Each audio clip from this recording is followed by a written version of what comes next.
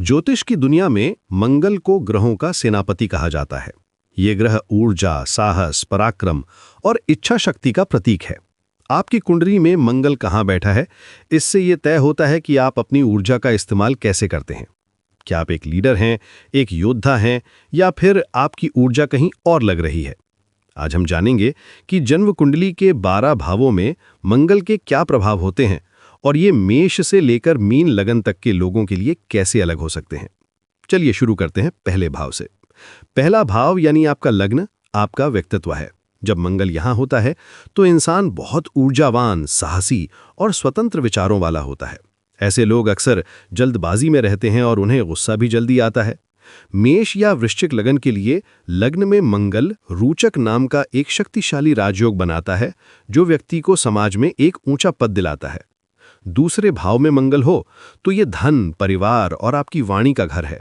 यहाँ मंगल इंसान को धन कमाने के लिए बहुत मेहनत करवाता है, लेकिन ऐसे लोगों की वाणी थोड़ी कठोर हो सकती है, जिसकी वजह से परिवार में कभी-कभी तनाव रहता है। तीसरा भाव पराक्रम और छोटे भाई बहनों का है। यहाँ मंगल का होना बहुत अच्छा माना जाता है। ये व्यक्ति को निडर और साहसी बनाता है। ऐसे लोग किसी भी चुनौती से घबराते नहीं हैं और अपने दम पर सफलता पाते हैं। चौथा भाव सुख, माता और घर का होता है। यहाँ पर मंगल का होना पारिवारिक सुख में थोड़ी कमी ला सकता है। घर में किसी न किसी बात पर कलह का माहौल बन सकता है। इसे मांगलिक दोष की एक स्थिति भी माना जाता है। हालांकि कर्क लग्न वालों के लिए मंगल एक योग कारक ग्रह है, इसलिए यहाँ बैठकर वो जमीन और जायदाद का सुख भी देता है। अब आते हैं पांचवें भाव पर। यह भाव बुद्धि, संतान और प्रेम संबंधों का है। यहाँ मंगल व्यक्ति को तेज दिमाग देता है, खासकर टेक्निकल फील्ड में। लेकिन संतान के मामले में ये कुछ देरी या परेशानियां दे सकता है। प्रेम संबंधों में भी अक्सर गर्मागर्मी बनी रहती है। छठा भाव रोग, शत्रु और नौकरी का है। इस भाव में मंगल का होना शत्रुओं पर विजय दिलाता है।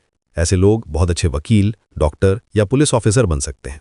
ये कंपटीशन में हमेशा आगे रहते हैं और कोई इन्हें आसानी से हरा नहीं सकता। सातवां भाव विवाह और साझेदारी का है। यहाँ मंगल का होना वैवाहिक जीवन के लिए सबसे चुनौतीपूर्ण माना जाता है। ये मांगलिक दोष की सबसे प्रबल स्थिति है। पति पत्नी के बीच अहंकार का टकराव और झगड़े हो सकते हैं। वृषभ लग्न के लिए सातवें भाव का मंगल रिश्तों में काफी तनाव पैदा कर सकता है। आठवां भाव आयु, रहस्य और अचानक होने वाली घटनाओं का है। यहाँ भी मंगल का होना मांगलिक दोष बनाता है। ये जीवन में अचानक उतार चढ़ाव, चोट या सर्जरी की आशंका पैदा करता है, लेकिन वहीं दूसरी तरफ ये व्यक्ति को गूढ़ विज्ञान और रिसर्च जैसे क्षेत्रों में बहुत सफलता भी दिलाता है। नौवां भाव भाग्य, धर्म और पिता का है। यहाँ मंगल व्यक्ति को भाग्यशाली बनाता है। ऐसे लोग अपने सिद्धांतों पर चलते हैं और न्याय के लिए लड़ने को हमेशा तैयार रहते हैं। वो अपने पिता से बहुत लगाव रखते हैं, भले ही उनके विचार हमेशा ना मिले। 10वां भाव कर्म यानी आपके करियर का है। यहाँ पे मंगल दिग्बली हो जाता है, मतलब उसे दिशा का बल मिलता है। ये करियर के लिए सबसे अच्छी स्थितियों में से एक है। इंसान बहुत महत्वाकांक्षी होता है और अपने काम में टॉप पे पहुंचता है। सिंह लगन के लिए मंगल यहाँ बैठ के व्यक्ति को शासन और प्रशासन में बड़ी सफलता दिलाता है। 11वां भाव लाभ और इच्छाओं का है। यहाँ बैठा मंगल व्यक्ति की सभी इच्छाओं को पूरा करता है। ऐसे लोगों को बड़े भाई बहनों और दोस्तों से बहुत मदद मिलती है। प्रॉपर्टी, इंजीनियरिंग या सेना जैसे क्षेत्रों से इन्हें बड़ा आर्थिक लाभ होता है। और आखिर में 12वां भाव, ये व्यय, हानि और मोक्ष का घर है। यहाँ भी मंगल का होना मांगलिक दोष बनाता है।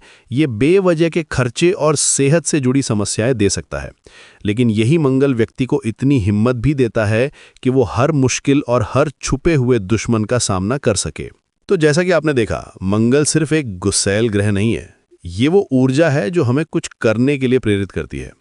इसका अच्छा या बुरा प्रभाव इस बात पर निर्भर करता है कि वो आपकी कुंडली में किस राशि में, किस भाव में और किन ग्रहों के साथ बैठा है।